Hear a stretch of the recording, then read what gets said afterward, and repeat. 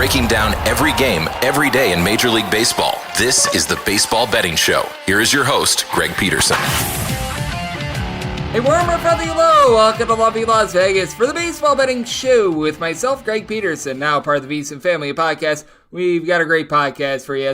We're going to be joined in a few minutes by Sean Zerillo. Truth be told, we did this interview prior to the start of game number 4, and for those that watch game number 4, you know that got out of hand very, very early, but that said, we're going to be taking a look at the overall tenor of the series right now, what the Rangers' injuries do to them, because we did see Max Scherzer along with Adolis Garcia get replaced, as now Brock Burke along with Ezekiel Duran are on the Rangers roster to replace those two gentlemen, how that affects them, how he is taking a look at Game 5 of the World Series with it being Mr. Zach Gallen going up against Nathan Eovaldi, and then I'm going to give you guys my picks and analysis in the second part of the show as we touch them all for Game number 5 of the World Series. And if you do have a question, comment, segment idea, what have you for this podcast, you do have one of two ways we offer those in. First one is my Twitter/X timeline at @GNet_81. Keep in mind, letters CM, they mean does not matter, so as per usual, please do send these into the timeline, and the other way is find an Apple Podcast review.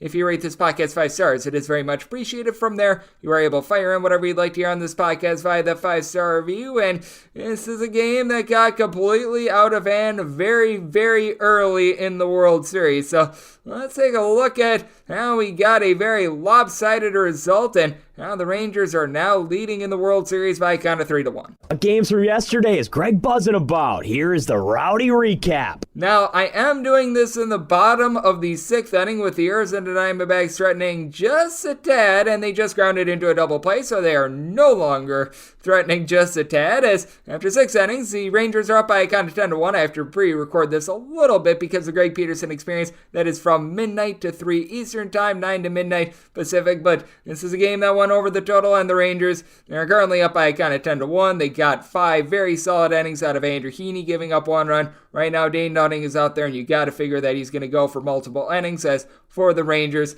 this game really was put into a chokehold / a hammerlock, if you will, with 2 home runs. Marcus Semien, who has been struggling all postseason long, he goes deep off of Luis Frias. That was a 3-run shot in the 3rd inning, and then Corey Seager, his 3rd of the World Series, his 6th of the postseason, off of Kyle Nelson in the 2nd inning. As for the Arizona Diamondbacks, they actually were not trailing until the 2nd inning. They got Joe Mantiply to give a scoreless inning, and then got in a little bit of trouble. He would ultimately give up 1 run, and then Miguel Castro was all over the place, gave up 3 runs while getting just 1 out of the bullpen. Kyle Nelson allows 1 of those home runs, gives up 3 runs, only 1 of which was earned, as he was hurt by a Christian Walker error along the way. And then Luis Frias, he gives up the other of those home runs, all 3 of his runs run earned. And as of right now, Ryan Nelson holding down the 4 for 3 scoreless innings for Arizona, but too little too late. And the Diamondbacks, they currently have 5 men stranded on base to the Rangers 1. So the Rangers have been very opportunistic in game number 4. They are going to take a 3-1 series lead, and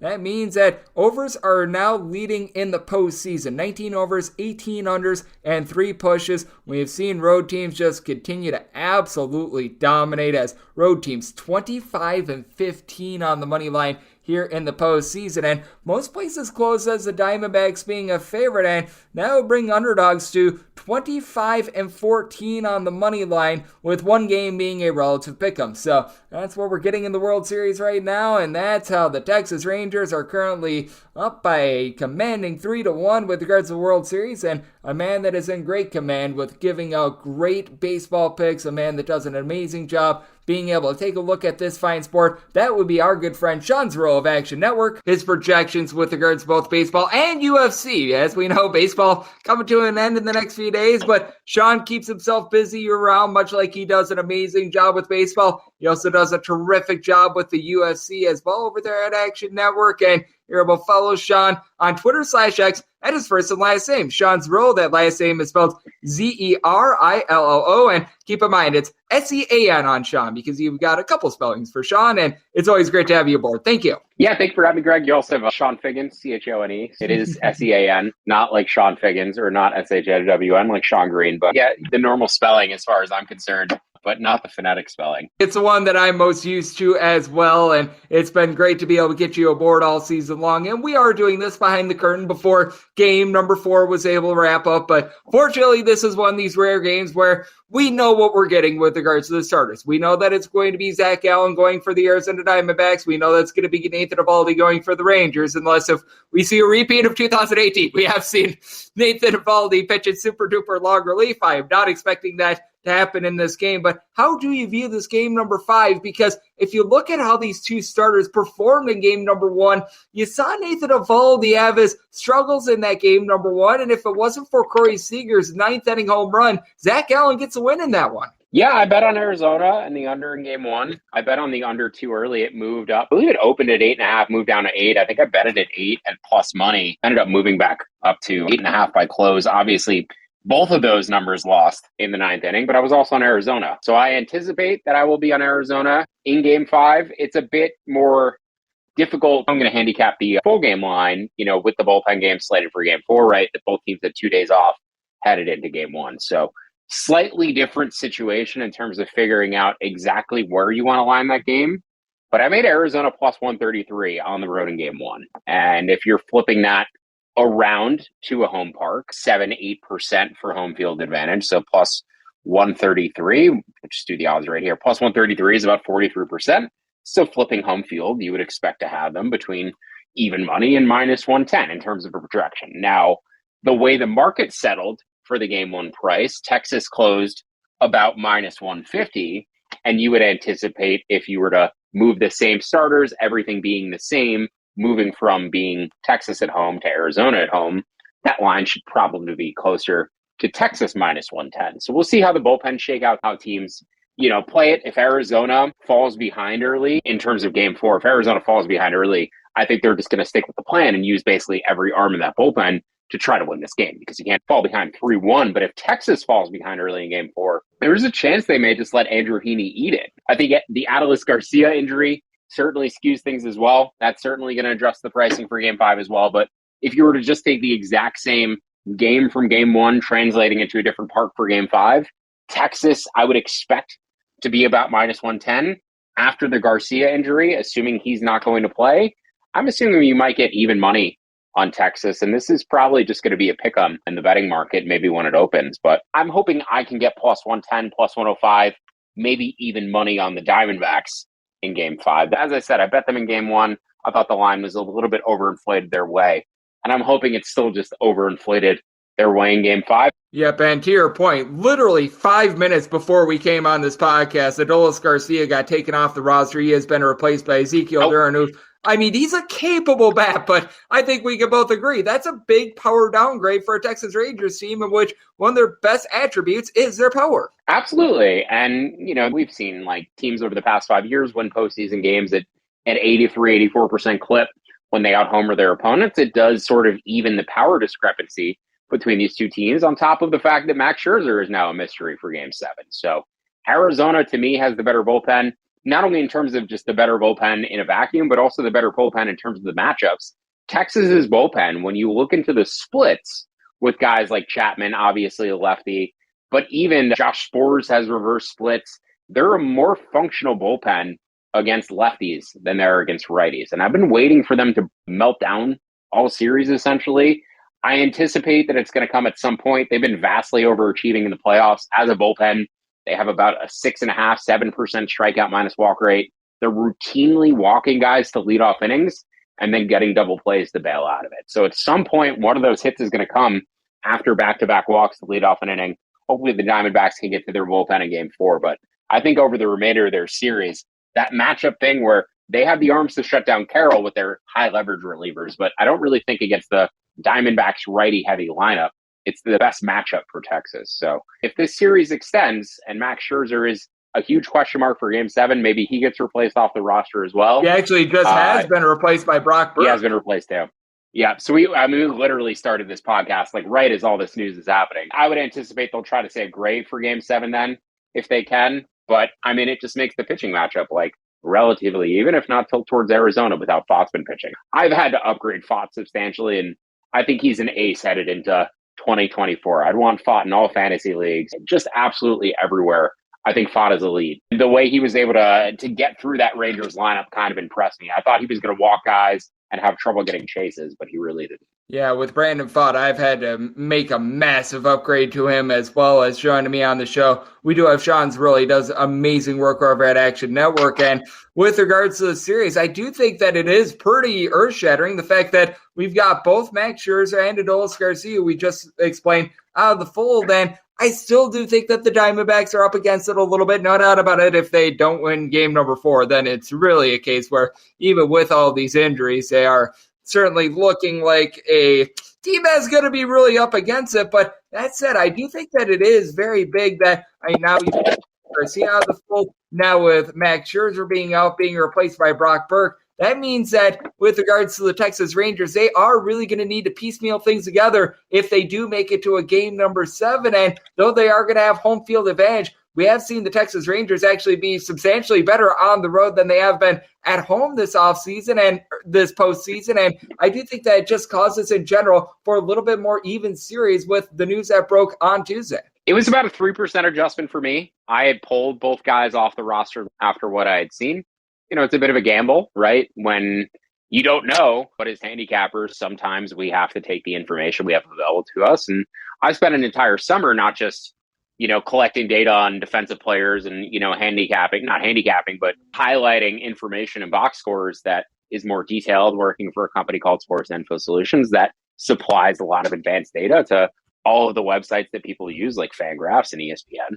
But a large part of that, too, was diagnosing injuries on the fly and severity of injury, not actually diagnosing a guy with an oblique strain, even though it was very obvious to me that that's what happened to Garcia, but more so diagnosing severity of injury. And it was just very apparent looking at both guys and the body language that they were done. I had to pull them both off the roster, and I would have made Texas about 72% favorites with a 2-1 lead, assuming Scherzer and Garcia were both healthy. But with both guys removed from the roster, I downgraded them by about 3% over the remainder of the series. So I have Texas at 69% with a 2-1 lead headed into game 3. If they pull ahead and go to 3-1, I'll make them 89%, again, with Scherzer and Garcia already off the roster. Obviously, the bullpens could continue to swing things even more, but it really just comes down to the splits and the back-end relievers for Texas. I don't think they're as well set up to deal with Arizona's lineup as they were a lineup like Houston's. They needed to go after Tucker and Alvarez. They just have better relievers for those guys than they do for guys like Tommy Pham and Lourdes Gurriel. But also their middle relievers, Dunning and John Gray. And now if Gray has to be, their 7-star or their game 7 starter, it's Brock Burke. So the middle relievers, the bridge to get to that back end, are just converted starters. It's Martin Perez. It's guys who you don't want to be really using other than for mop-up duty. I think that is a big advantage for Arizona as well. All their guys are used to pitching out of the bullpen. Texas's guys are mostly converted starters in the middle innings. Yeah, but I do think that that's really big as well, because the way that you prepare as a starter versus the way that you prepare as a bullpen piece, I've talked to quite a few former pitchers about this. It's very, very different, and trying to make that transition on the fly, it is not easy, to say the least. As Sean Zerillo does great work over at Action Network, is joining me right here on the Baseball Betting Show. And Sean, in terms of the total for game number 5, because we were talking a little bit more about the side, it feels like both you and I are thinking we're going to get a little bit of an edge with Arizona. Obviously, hard to say that for certain until you see those opening numbers, but I'm with you. I did bet Arizona in game number 1 on the money line. Fortunately, I was on the over, and that home run helped out quite a bit, but that money line sting was certainly there with the Arizona Diamondbacks. But how would you gauge a total for this game number 5, knowing that Adolis Garcia is now going to be out of the fold, and also knowing that Zach Gallen has just been quite a bit of a different pitcher at home rather than on the road this season? Gallen's also just kind of struggled more so, down the stretch in the second half. I think he might, and in the playoffs, I think he might just be a little bit worn down. He doesn't really have the type of stuff to get the Rangers to chase. He has to pound the zone a little bit, and that doesn't seem like a strategy that has worked as well. If you don't have the stuff to blow it by these Rangers hitters at the top of the zone, it is a little bit more difficult. Obviously, Jankowski being in there for Adolis Garcia changes things slightly. But again, if the Diamondbacks are going to use all of their lefties and all of their relievers in game 4, it just puts more pressure on Gallen to go deeper in game 5. So I make the total about 8.9. Obviously, dependent on the roof, as always, in Chase Field. I have not adjusted for the umpire yet. Need to look into the umpire data for game 5. I make the total about 8.9. I would assume it opens either 8.5 juiced up or a flat 9 based on where I have it projected. And it seemed like it was ultimately pretty fair with where it settled for game 1. I just ended up being on the wrong side of the movement. But I do view Arizona as being a little bit more of a pitcher's ballpark than Texas. We have seen in Texas just harebrained games in general, and even with the roof open in Arizona, if we do get that, I just have been viewing this Arizona ballpark, and it has been playing a little bit more pitcher-friendly. It is a little bit deeper, so that should be able to help out a fly ball pitcher like Zach Gallen, who has been giving up quite a bit of harder contact this season as well. So I just worry the day after a bullpen game. Sorry to interject, Greg, but I just worry the day after a bullpen game. You do have the off day right after game 5, but there's the potential, like in game 2, to where Martin Perez just sort of got hung out to dry and gave up late runs and burned that under. I feel like there's a potential for that to happen in game 4 or 5 as well, where one of these teams just like writes off the loss and looks forward to the next day. So I could see like one of these starters, Heaney or maybe a mop-up guy, just sort of ruining the under with some late runs. Especially if it's 2-2, because if it's 3-1, the team that is down 3-1, we know that they are 100%. not leaving anyone out to dry. We know that they are doing everything humanly possible to try to get that thing back to Texas. So I do think that that is an important aspect. And Sean, you're doing an amazing job taking a look at this World Series. I mentioned it as well. Once the MLB season is done, your season is not done, because you do a great job with the UFC. And I know you do a great job just all throughout the year with regards to your futures bets as well, taking a look at what you're going to be betting in terms of the 2024 awards market and so much more as well. So let the good people at home know what's all on tap for you and how people can follow along on social media and other platforms. Yeah, you can follow me on Twitter at Sean Zerillo. Just Google my name with Action Network, and I'm sure you will find my entire article archive as well. And for the remainder of the World Series, you should check out the Payoff Pitch podcast. We will have podcasts every weekday throughout the remainder of the playoffs. So not much time left in the baseball season, but if you want your baseball content, we'll have you covered every day. Sean does an amazing job day in and day out, all throughout the entirety of the season, of taking a look at this game that we know and love every single time he's joined this podcast throughout the season. As always, lent amazing insights. It is always great to get Sean aboard. A big thanks to Sean Zerillo for joining me on the Baseball Betting Show, now part of the VSiN Family Podcast. And coming up next, it is that time of the podcast that I give you my picks and analysis for Game 5 of the World Series as we touch them all. Sports Betting Innovative Analytics has taken the guesswork and emotion out of sports betting to bring you an innovative and trustworthy resource to enhance your journey to becoming a winning player. With industry-leading money-back guarantee options backed by their sophisticated modeling, they want to introduce you to a system that's not widely seen or available to help you beat the bookmaker. Specializing in NBA, college basketball, and WNBA, your first week is always free. Get started at SBIA1.com today. Breaking down every game, every day in Major League Baseball. This is the Baseball Betting Show. Here is your host, Greg Peterson. And we're back here in lovely Las Vegas for the Baseball Betting Show with myself, Greg Peterson, now part of the VSiN Family Podcast. Always good to be able to get Sean Zerillo aboard. He does amazing work taking a look at the great game of baseball. He has been joining me all season long, and I mean it when I say it. Take a look at his UFC work as well. He does an amazing job on that front, so much like I do college basketball when baseball's out of season, he does UFC pretty much all throughout the year, because UFC is one of the ultimate 12 months out of the year sports, and he does an amazing job on both of those fronts with his projections, and has been great to be able to get him aboard all season long. Big thanks to Sean for joining me in the last segment. Now it is that time of the podcast I give you my picks and analysis for game number 5 of the World Series as we touch them all. If a game is listed on the betting board, Greg has a side and a total on it, so it is time to touch them all. Do note that, as per usual, any changes that are made to these plays will be listed up on my Twitter/X feed at GNN_D1. Very easy to go in Las Vegas rotation order when we've got one game. So let us dive in on 9:55, 9:56 on the betting board. It is the Walker Texas Rangers. They're on the road. They're facing off against the Arizona Diamondbacks with Zach Gallen going for the Snakes. Nathan Eovaldi is going for the Rangers. With the nature of the World Series, because I do have to record this before the Greg Peterson Experience, which is 9 to midnight Pacific time, midnight to 3 Eastern time on VSiN, the Sports Betting Network. Do have to do this while we are still awaiting openers, but Unless if something unforeseen happens, I'm pretty sure my TK Network write-up is going to be on the Diamondbacks money line. I personally have set them at a minus 128. We were talking about it a little bit before with the Adolis Garcia injury for the Texas Rangers. That's massive because while the Texas Rangers could throw out there a lineup when he was in there where he was the only guy that during the regular season hit below a 258, he is their top home run hitter, and he had hit a home run in 5 straight games before the last 2 games they'd actually played in the World Series. Now they have Ezekiel Duran in the full, which he's not a bad hitter. He was able to hit a double-figure amount of homers. He does a good job being able to move the line, but that's a pretty substantial downgrade for a Texas Rangers team in which has relied upon power all season long. This is a top 4 team with regards to home runs on a per-at-bat basis, and you do want to be mindful that with the Texas Rangers, they do see quite a bit of a drop with regards to their power numbers when they're on the road rather than when they are at home. At home for the Texas Rangers, number 2 in the big leagues with regards to home runs on a per-at-bat basis, 20th on the road. That is regular season and postseason combined. And while you can have your fear of Zach Gallen starting to wear down, he has given up 3+ runs in each out of his last 3 starts here in the postseason. He has been substantially better at home rather than on the road. And here in the postseason, he's only had 1 home start. That was against the Philadelphia Phillies. And the Phillies at the time were pretty hot, and then they cooled down towards the back half of that series. But you take a look at what Gallen has been able to do all season long at home. 2.67 ERA, 0.75 home runs, and 1.7 walks allowed per 9 innings compared to a 4.52 ERA on the road with 1.3 home runs and 2.8 walks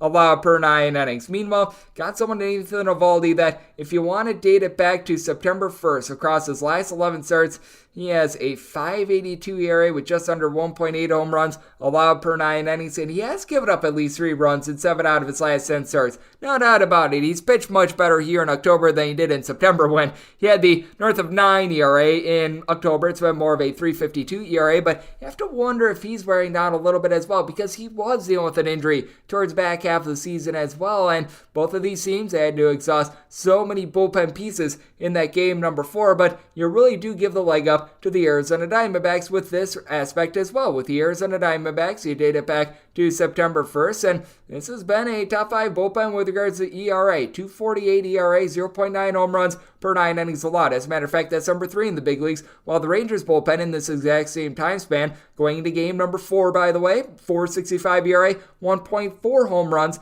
allowed per 9 innings, and now with Max Scherzer being out of the fold, it's a little bit more of a hands-on-deck approach for the team, with John Gray being thrown a little bit off kilter as well. So you've got a lot of aspects that are a little bit less favorable for the Rangers. Now, they still have the better offense. You still have Corey Seager, who going into game number 4 already had a pair of home runs in the series, including a big one in game number 1. You still have been able to have so many guys like an Evan Carter be able to move the line, but Marcus Semien has been cold as well. Both of these teams have a struggling slugger that if either of these guys are able to bust out, it can be a little bit of a difference maker in the series. You had Marcus Semien entering into game number 4, hitting below the Mendoza line of 200 with 1 home run here in the postseason. Christian Walker has been hitting right around about $170 going into game number 4 with just 1 home run and over 50 at-bats of his own. Meanwhile, you've had Ketel Marte, who entered into game number 4 on that just ridiculous 19-game hit streak. He has been so consistent for this Arizona Diamondbacks team. Diamondbacks draw a few fewer walks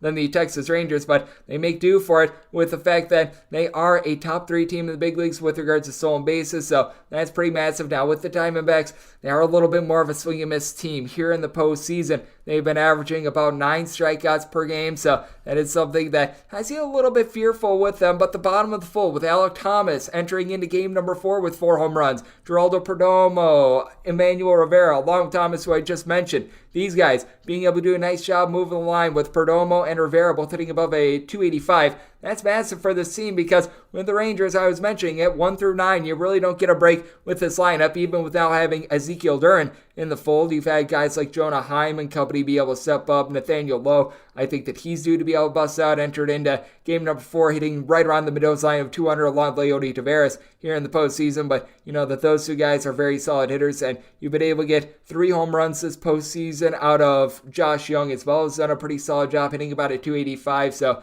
it's such an interesting interesting ordeal with the Arizona Diamondbacks. They've scored fewer runs at home rather than on the road, about 4.7 runs per game on the road this season compared to about 4.4 runs per game at home going into game number 4 at home during the postseason for the Arizona Diamondbacks, just over 3 runs per game, but yet they've been able to win quite a few of those home postseason games with their pitching, and I think that Zach Gallen going to be able to lock it down. I set my total at 8.3, so 8 or less. Going to be taking a look at the over, 8.5 higher to the under. Got to figure that both of these teams are going to utilize their more trustworthy pieces out of the bullpen in game number 4 for the Arizona Diamondbacks. Kevin Ginkel along with Paul Sewald, your main guys, but I just have a little bit more faith in the likes of Miguel Castro, Luis Frias, rather than the Texas Rangers, that when they have to throw out there someone like a Will Smith who gets jiggy with it, that's not great, or Aldis Chapman, we've seen his postseason struggles. Other than Jose Leclerc, hard to have a lot of faith in this team, though I will say bringing in Brock Burke, we've seen some flashes of brilliance from him. We've also seen him have his issues as well, so lots to be able to take a look at. But with regards to DK Network Rate pick, if I can get the Diamondbacks at a minus 125 or less, which I'll be honest here, I am fully banking on that. I'm going to be writing them up as I set the Diamondbacks at a minus 128, and then 8 or less, going to be taking a look at the over, 8.5 or higher to the under, and that will wrap things up for the Wednesday edition of the Baseball Betting Show, now part of the VSiN family of podcasts. Big thanks to Sean Zerillo of Action Network for joining me in the last segment. If you do like hearing from this fine podcast, the Baseball Betting Show, you're able to subscribe wherever your podcasts, Apple Podcasts, Google Play, Spotify, Stitcher, and TuneIn. If you have a question, comment, segment idea, what have you for this podcast, you have one of 2 ways we offer those in. First one is by Twitter/X timeline at GNN_81. Keep in mind, letters EM, maybe does not matter, so as per usual, please do send these into the timeline. The other way, that is via an Apple Podcast review. If you rate this podcast 5 stars, it is very much appreciated, and then from there, you're able to fire in whatever you'd like to hear on this podcast via that 5-star review, coming at you guys every single day throughout the baseball season, and this means that I'll be coming back at you once again tomorrow. Thank you so much for tuning in.